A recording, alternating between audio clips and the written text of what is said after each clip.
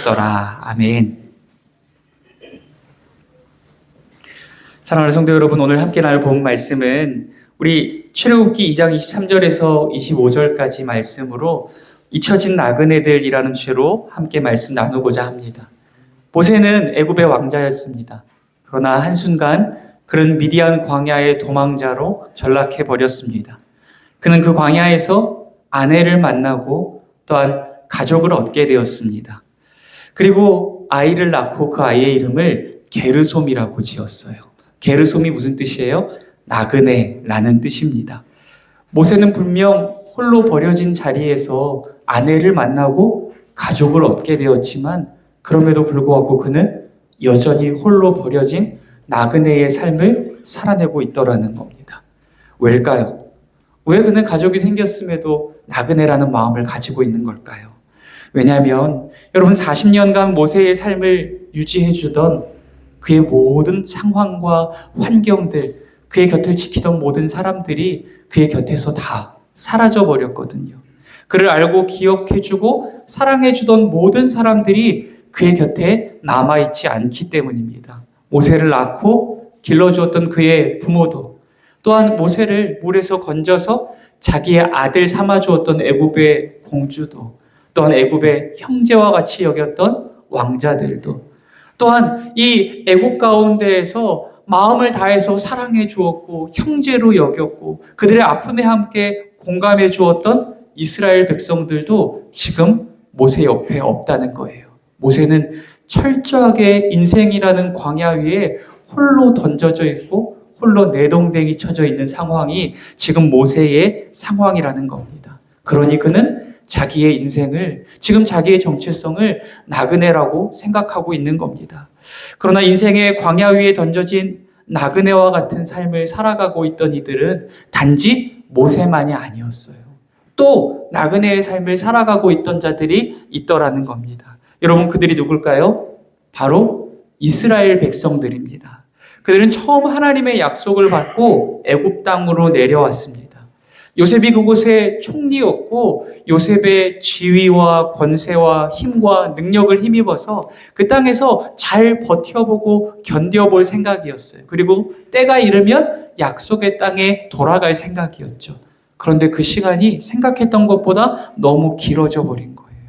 무려 400여 년의 시간 동안.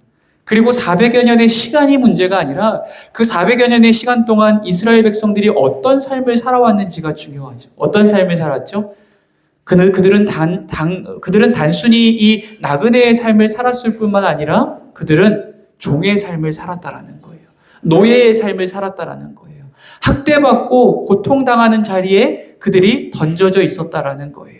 그러니 모세뿐 아니라 이스라엘 백성들도 버려진 나그네와 같은 삶을 살아가고 있었다라는 겁니다. 단지 40년의 세월을 잊혀진 채 살아야 했던 모세보다도 어쩌면 400여 년 동안 잊혀진 세월을 살아야 했던 이 이스라엘 백성들이야말로 진짜 나그네의 삶을 살아온 것이 아닌지 모르겠습니다. 나그네보다 더한 노예의 삶을 살아왔다라는 겁니다. 그나마 이전에는요, 이 이스라엘 백성들에게 모세라는 사람이라도 있었습니다. 애굽의 누가 도대체 이 이스라엘 백성들의 고통을, 그것을 주목하여 바라보아 주었겠습니까? 애굽의 누가 이 이스라엘 백성들의 신음소리와 부르짖음을 듣고 응답해 주었겠습니까? 애굽의 누가 이 이스라엘 백성들의 고통 가운데 함께하고 공감하고 함께 아파하는 마음을 가져줄 수 있겠습니까? 오직 단 한 사람, 모세가 그러한 마음을 가지고 그들 가운데 머물러 있었고 또한 그들의 구원을 위해서 자기의 삶을 드러내는 헌신적인 삶을 살아왔다라는 거예요. 그런데 그런 모세마저도 지금 애굽을 떠나버린 상황입니다. 그러니 지금 모세도 그리고 이스라엘 백성들도 이들도 잊혀진 나그네와 같은 삶을 고통 가운데 살아내고 있다라는 겁니다. 여러분, 그렇다면 모세는 그리고 또 이스라엘 백성들은 왜 이런 고통의 세월을 살아가야 했을까요? 여러분, 때론 우리는 인생 가운데도 이런 잊혀진 시간을 경험해야 할 때가 있습니다. 고난 가운데, 고통 가운데 신음하지만 누구도 나의 고난을 주목해 바라봐 주지 않고 누구도 나의 고통에 귀 기울여 들어주지 않는다라는 거예요. 나의 고통과 신음에 귀 기울여지지 않는 광야와 같은 시간을 지나야 할 때가 있다라는 겁니다. 모세도 이스라엘도 또한 고난과 고통 가운데 신음하는 우리도 여러분 가장 힘든 부분이 무엇일까요? 가장 힘든 부분은 바로 이것일 거예요. 하나님이 과연 나를 기억하고 계실까? 과연 하나님이 나와 함께 하시는가? 하나님이 나를 잊어버리신 건 아닐까? 내가 하나님께 버림받은 건 아닐까? 이런 생각일 거예요. 인생에 고난이 찾아오고 고통이 찾아올 때에 그 시간들이 한정없이 길어져 가고 있을 때 우리의 마음 가운데 이런 생각들이 들기 시작한다라는 거예요. 어떤 생각이요?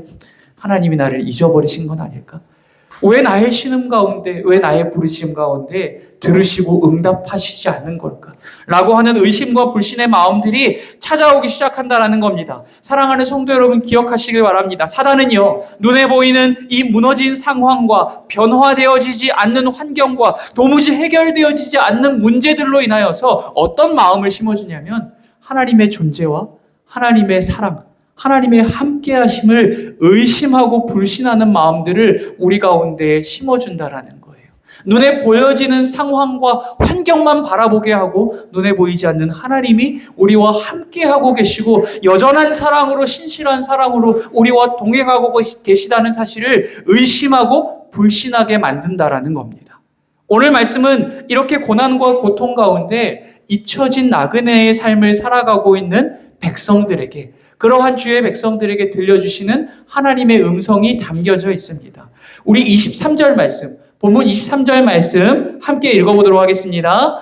여러 해 후에 애굽 왕은 죽었고 이스라엘 자손은 고된 노동으로 말미암아 탄식하며 부르짖으니 그 고된 노동으로 말미암아 부르짖는 소리가 하나님께 상달된지라. 아멘. 여러분, 하나님께서 이 말씀을 통해 주시는 음성은 오랜 고난과 고통의 시간, 지금 모세가 겪어야 했던 그 고난과 고통의 시간, 또한 지금 이스라엘 백성들이 400여 년 동안 지나와야 했던 고난과 고통의 시간들이 무의미한 시간이 아니었다라는 거예요. 여러분, 그렇다면 이 고난과 고통의 시간의 의미는 무엇일까요? 우리는 우리의 인생 가운데 다가오는 고난과 고통의 의미를 알고 있습니까? 하나님이 그 고난과 고통의 시간에 대한 의미를 말씀해 주고 계신 거예요. 첫 번째, 그 고난과 고통의 시간의 첫 번째 의미는요, 무엇이냐면, 여러분, 그 버려진 고난과 고통의 시간 동안 모세의 생명을 찾는 바로 왕이 죽었다라는 거예요. 여러분, 모세는 그냥 미디안에 온 게 아닙니다. 그냥 미디안에 온 게 아니라 바로 왕을 피해서 미디안에 와 있는 상황이에요. 왜죠? 그가 애굽 가운데 있으면서 사람을 죽이게 되었거든요. 그러므로 인하여서 바로 왕이 지금 모세의 생명을 찾고 있는 상황입니다. 모세의 목숨을 노리고 있는 상황이에요. 이로 인하여서 모세는 다시금 애굽으로 돌아갈 수 없는 상황 가운데 놓여져 있다라는 거예요. 그러니 모세가 이 애굽으로 돌아가지 못하면 어떻게 될까요? 하나님의 구속사가 이루어질 수 없는 거예요. 하나님께서 모세를 통하여서 이 이스라엘을 구원해내고자 하시는 구속사가 이루어질 수 없는 겁니다. 그리고 모세는 사랑하는 사람들을 다시금 볼 수 없는 이 나그네의 삶을 계속해서 살아가야 한다는 거예요. 그럼에도 불구하고 하나님께서 이 광야의 시간들 가운데 어떤 일을 행하셨다고요? 하나님께서 모세의 대적과 원수요 모세의 생명을 찾고 있는 바로 왕을 죽이셨다라는 거예요. 바로 왕을 죽이심으로 말미암아 모세가 이제 더 이상 이 고향으로 돌아갈 수 없고 버려진 나그네와 같이 살아가는 삶이 아니라 다시금 그 땅으로 돌아갈 수 있도록, 또한 이로 인해서 모세가 이 이스라엘 백성들을 구원하는 구원자의 역할을 감당할 수 있도록 하나님께서 놀라운 일을 행하셨다라는 거예요. 여러분, 모세는 어쩌면 이 잊혀진 광야의 시간들 가운데에 내가 버림받은 것은 아닐까? 하나님이 지금 졸고 계신 것은 아닐까? 내가 하나님께 버림받은 것은 아닐까라는 생각들이 그의 마음을 사로잡았을지 몰라요. 그럼에도 불구하고 놀라운 것은 하나님은 모세를 구원하시고 또한 이스라엘을 구원하기 위해서 단 한순간도 쉬지 아니하시고 졸지도 아니하시고 여호와의 열심으로 이 놀라운 일들을 이루어내고 계셨다라는 겁니다. 사랑하는 성도 여러분, 기억하시길 바랍니다. 여러분, 우리가 잊혀진 광야의 세월을, 광야의 시간을 걸어갈 때도 하나님은 쉬지 않으십니다. 하나님은 졸지 않으십니다. 우리의 구원을 위하여 우리의 대적과 원수들과 싸우시며 그들을 물리치기 위하여 놀라운 일을 행하고 계신 줄 믿습니다. 그리고 두 번째 의미입니다. 우리가 지나온 고난과 고통의 시간의 두 번째 의미, 그것은 무엇이냐면 우리 함께 읽어볼까요? 시작. 이스라엘이 부르짖게 하셨습니다. 여러분, 사사기의 말씀을 보면은 하나님께서 이스라엘 백성들에게 주시는 고난과 고통의 의미를 알 수 있습니다. 이스라엘 백성들이요, 평안할 때, 아무런 문제가 없을 때에 어떤 일들을 벌입니까? 하나님을 떠나서 우상을 섬기기 시작합니다. 음란하게 하나님뿐 아니라 우상을 섬기며 죄악의 길을 걸어가더라는 거예요. 그때 하나님께서 어떻게 행하세요? 이스라엘 백성들을 이방 백성들의 손에 넘겨버리시는 거예요. 이방의 왕들의 손에 넘겨버리시는 겁니다. 이로 인하여서 이스라엘 백성들이 고난과 고통의 시간을 살아가게 만든다는 거예요. 전쟁에 패배하게 되어지고 포로로 잡혀가게 되어지고 노예로 잡혀가서 고난과 고통의 시간을 살아가게 만들죠. 그것을 통하여서 하나님을 떠난 결과가 무엇이고 하나님을 버린 결과가 무엇인지를 처참하게 깨닫게 하신다는 거예요.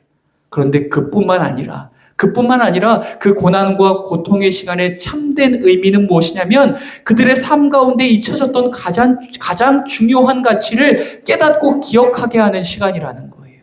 이스라엘이 고난과 고통 가운데 있을 때 그들의 삶의 주인 되신 분을 다시금 기억하게 되는 거예요. 이전에 하나님과 우상을 함께 섬겨왔던 음란한 자리에서 다시금 고난과 고통을 통하여서 그들의 삶의 주인이 누구이시며 우리를 환난과 역경에서 건져주실 분이 누구인지를 깨닫고 기억하고 그분만을 섬기는 자리로 돌아가게 한다는 거예요. 그 고난과 고통이 아니면 그들의 삶의 주인이 누구인지를 깨달을 수 없습니다. 그들이 지금 놓치고 그들이 잊어버리고 살아가고 있는 것이 무엇인지를 알 수 없다라는 거예요. 그 고난과 고통의 시간을 통하여서만 내 삶의 주인이 누구이시며 내가 누구에게로 돌아가야 할 것인지 기억할 수 있다라는 겁니다. 사랑하는 성도 여러분, 우리도 인생 가운데 고난과 고통의 일들을 겪게 될 때에야 비로소 우리의 삶의 주인을 찾게 되지 않습니까?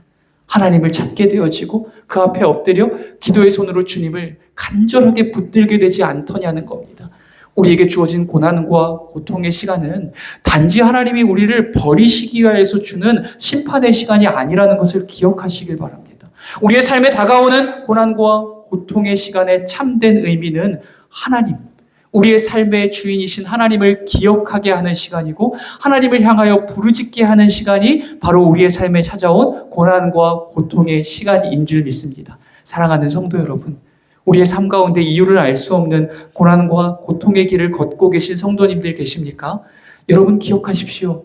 하나님이 여전히 여러분과 함께 하신다는 것을 말합니다. 그뿐 아니라 하나님께서 그 고난의 시간을 통하여서 여러분을 찾고 계시다라는 거예요. 여러분을 안타까운 마음으로 부르고 계시다라는 거예요. 그 고난과 고통을 통해서 우리의 삶의 주인 되신 하나님을 기억하고 여호와 하나님께로 돌아가는 길을 선택할 수 있는 저와 여러분이 될 수 있기를 주의 이름으로 축복합니다.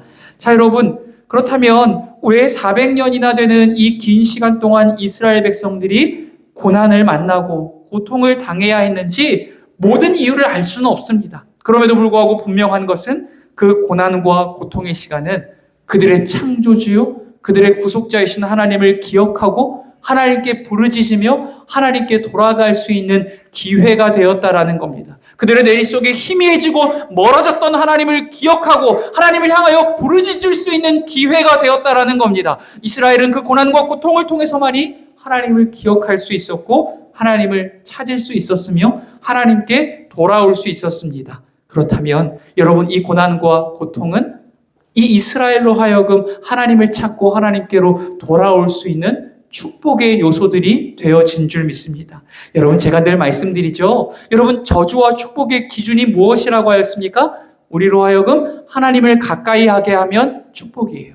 반대로 우리로 하여금 하나님을 멀리하게 만든다면 그것은 저주라고 말씀드렸어요. 우리가 인생길 가운데에서 내가 계획하고 노력하였던 일들을 성공하고 성취한다 할지라도 그것으로 인하여서 교만하여지고 하나님을 멀리하게 되어진다면 그것은 축복이 아닙니다. 착각하시면 안 돼요.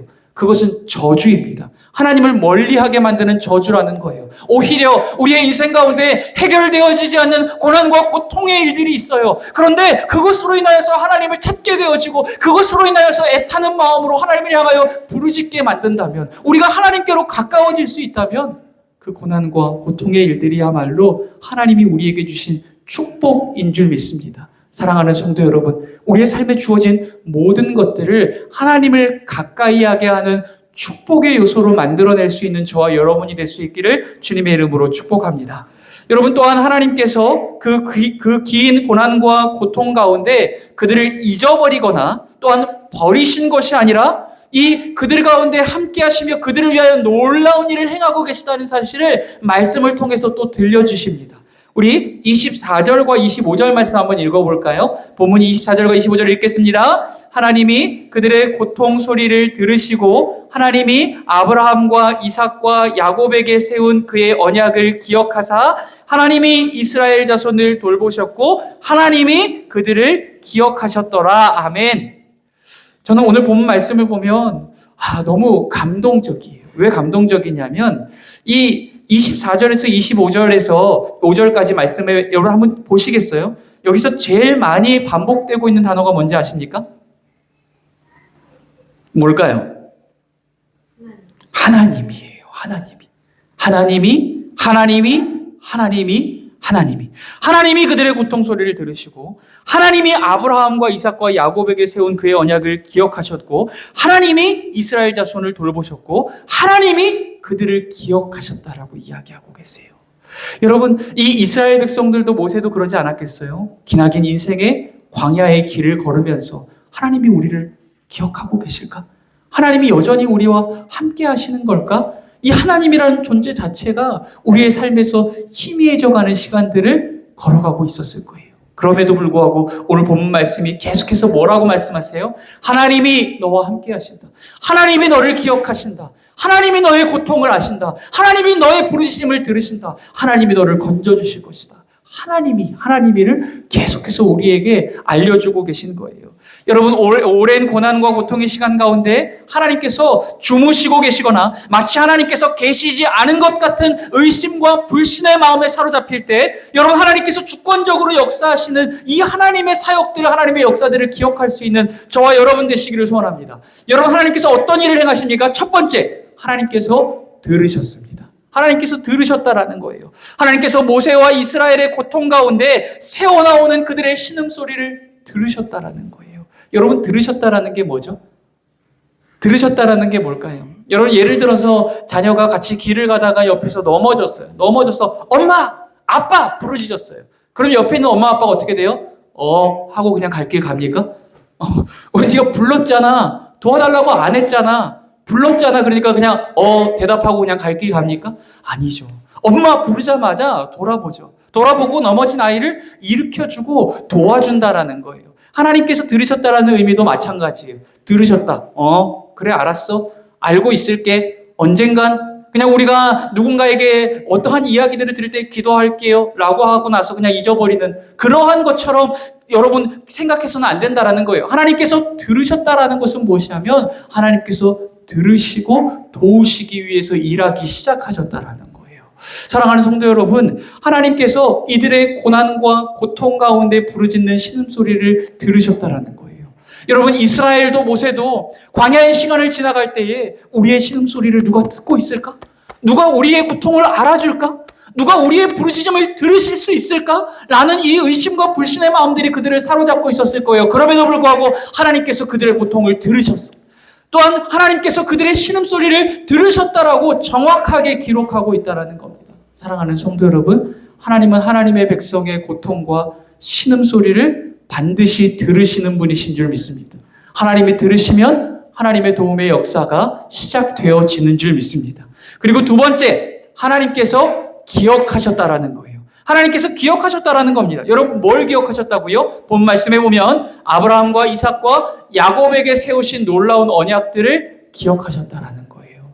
여러분, 아브라함과 이삭과 야곱에게 세우신 그 세월이 얼마입니까? 적어도 400년, 500년, 600년 이상의 세월이 지난 것 아닙니까? 그럼에도 불구하고 하나님께서는 역사 속에서 그들과 맺으신 언약을 단 한순간도 잊지 않으셨다라는 거예요. 그들과 맺으신 약속을 기억하고 계셨고 그 약속으로 말미암아 지금 이스라엘 백성들, 고난과 고통의 자리 가운데에 신음하고 있는 이스라엘 백성들을 기억하셨다라는 겁니다. 사랑하는 성도 여러분, 기억하시길 바랍니다. 시간이 오래 걸리고 상황과 환경이 아무리 불가능으로 가득 차 있다 할지라도 그럼에도 불구하고 하나님은 당신의 약속을 반드시 기억하시는 분이시고 당신의 약속을 반드시 지켜내시는 분이신 줄 믿습니다. 여러분 또한 그로 인해서 지금 고난과 고통 가운데 있는 이스라엘 백성들을 기억하셨다라고 기록을 하고 있어요. 여러분 제가 이 구약 성경 말씀을 나누면서 여러분들께 여러 차례 말씀드린 적이 있어요. 여러분 기억하다라는 단어가 히브리어로 뭐죠? 자카르라고 하는 단어입니다. 하나님의 기억은 우리의 기억과 달라요. 기억났다. 맞다. 기억났다. 우리가 잊어버렸다가 기억하는 그런 기억이 아니다라는 거예요. 하나님이 기억하시면 반드시 은혜가 임하게 되어지는 줄 믿습니다. 창세기의 말씀 가운데 보면 하나님께서 노아를 기억하실 때에 홍수가 멈추게 되어진 줄 믿습니다. 여러분 창세기 말씀에서 하나님께서 라헬을 기억하실 때에 하나님께서 그녀의 불임의 문을 열어내시고 요셉을 그에게 주신 줄 믿습니다. 여러분 하나님께서 불임 가운데 고통 가운데 신음하는 이 한나를 기억하실 때에 그녀에게 그의 아들 사무엘을 응답하여 주신 줄 믿습니다. 사랑하는 성도 여러분, 하나님이 기억하시면 하나님의 은혜가 반드시 우리에게 임하게 되어지는 줄 믿습니다. 고난 가운데 있을 때, 고통 가운데 있을 때 하나님 나를 기억해 주십시오. 하나님 이 고통 가운데 신음하는 나를 기억해 주십시오. 이 고난 가운데 몸서리치고 있는 나를, 이 날마다 무너져가고 있는 나를 기억해 주십시오. 하나님이 기억하시면 반드시 은혜가 임하게 되어지는 줄 믿습니다. 그리고 세 번째 하나님이 이 고난과 고통의 시간 가운데 우리를 위하여 행하시는 일 무엇입니까? 하나님께서 돌보셨습니다. 하나님께서 돌보셨다라고 기록하고 있어요. 하나님께서 마치 목자가 자기의 양떼를 돌보듯이, 마치 목자를 잃어버린 양들이 유리하고 방황하고 기진하며 죽어가고 있는 모습처럼, 그렇게 여러분 광야의 길을 걸어가며 잊혀진 나그네의 삶을 살아가고 있던, 마치 목자 없는 양과 같이 유리하고 방황하며 살아가고 있던 이스라엘과 또한 이 모세를 위하여서 하나님께서 그들을 돌보셨다라고 이렇게 기록을 하고 있는 거예요. 여러분 이제 곧 하나님께서 당신의 지팡이와 막대기로 애굽을 치실 겁니다. 사망의 음침한 골짜기와 같은 그 죽음의 땅 가운데에서 하나님께서 당신의 백성 이스라엘을 구원하여 내실 줄 믿습니다. 그것이 당신의 백성을 늘 곁에서 사랑으로 돌보시는 선한 목자이신 하나님이 함께 하시는 삶의 은혜인 줄 믿습니다. 그리고 네 번째 하나님께서 아셨습니다. 하나님께서 아셨다라고 기록하고 있어요. 여러분 여기 본 말씀 가운데 하나님이 기억하셨다, 그리고 하나님이 아신다라고 표현한다면 기억과 아는 것은 무슨 차이일까요? 여러분 여기 본 말씀 가운데에서 기록되어진 하나님이 아셨다, 이스라엘을 아셨다라고 하는 표현은 히브리어로 야다라고 하는 단어입니다. 이 야다는요 그냥 지식적으로 알다, 내가 옆에 어떤 가게가 있는지 알다, 내 옆집에 누가 살고 있는지 안다, 내가 조금만 가다 보면 길 끝에 뭐가 나오는지 안다, 이 지식적인 알을 이야기하는 것이 아닙니다. 여기 여러분 쓰여진 이 야다라고 하는 단어는 창세기에서 아담과 하와가 동침할 때 쓰여졌던 단어가 이 야다입니다. 이 야다는 무엇이냐면 단순히 지식적으로 아는 것이 아니라 깊은 관계의 알을 의미하는 거예요. 깊은 관계가 회복되어지는 것을 의미하는 겁니다. 하나님께서 이스라엘 백성을 아셨습니다. 이것이 무슨 의미예요? 하나님께서 다시금 하나님과 이 이스라엘 백성들 간에 멀어졌던 이 관계를 회복하시고 당신의 가까운 품으로 부르시고 안아주셨다라는 거예요. 깊은 관계의 품으로 다시금 불러주시고 당신의 팔로 이 버려졌던 백성들을 다시금 안아주셨다라고 하는 표현이 그들을 아셨다라고 하는 표현이라는 겁니다. 사랑하는 성도 여러분, 때로는 고난과 고통 가운데 하나님께서 우리를 잊어버렸다라는 마음이 들 때도 있습니다. 우리가 하나님께로부터 버림받은 것은 아닌가라는 의심과 불신의 마음들이 우리 가운데 들 때가 있습니다. 그러나 여러분 오늘 말씀을 통해서 반드시 기억하시기 바랍니다. 하나님께서 우리의 신음과 고통을 들으시는 줄 믿습니다. 하나님께서 우리가 고난과 고통 가운데 있을 때 우리를 기억해 주시는 줄 믿습니다. 하나님께서 목자 없는 양과 같이 유리하고 방황하며 기진하는 우리를 돌보아 주시는 줄 믿습니다. 하나님께서 우리를 당신의 품으로 깊이 안아주시는 줄 믿습니다. 사랑하는 성도 여러분, 마치 모세가 고난과 고통 가운데 있는 이스라엘 백성들을 형제로 여기고 또한 그들과 함께 아파하며 그들을 구원하기 위해 자기의 모든 것을 버렸듯이 하나님께서도 이 당신의 백성들을 자녀로 여기시고 그들의 아픔에 공감하시며 그들을 구원하기 위해 놀라운 일을 행하셨습니다. 여러분, 그 일이 무슨 일입니까? 당신의 하나밖에 없는 아들을 우리를 위하여 내어주신 겁니다. 우리를 구원하기 위하여서 당신의 하나밖에 없는 아들을 십자가 위에 내어주셨습니다. 그 아들의 모든 살과 몸이 찢겨지고 그 아들의 모든 물과 피가 십자가 위에 부어짐으로 인하여서 버려진 백성들이 죄와 사망 가운데 허덕이며 그곳 가운데 태어나고 그곳에서 신음하며 살아가다가 영원한 지옥을 향해 달려갈 수밖에 없던 모든 삶을 십자가로 끌어안으시고 죄와 사망에서 건져 영원한 하나님의 나라로 인도하여 주신 분, 그분이 바로 우리 주 여호와 하나님이시며 그의 아들 예수 그리스도이신 줄 믿습니다. 그러니 사랑하는 성도 여러분, 오직 우리를 광야 가운데 버려두지 아니하시며 우리와 함께 하시고 우리의 고통의 신음소리를 들으시고 고통 가운데 우리를 기억하시며 또한 우리를 아시고 당신의 품으로 안아주시고 건져내시며 약속의 땅으로 인도해 주시는 그분께 모든 소망을 내어드리고 그분만을 철저히 의지하고 믿고 바라고 기대며 살아갈 수 있는 오늘 저와 여러분이 될 수 있기를 주님의 이름으로 축복합니다. 오늘 말씀 기억하시면서 우리 함께 기도하시고 찬양하고 기도할 수 있도록 하겠습니다.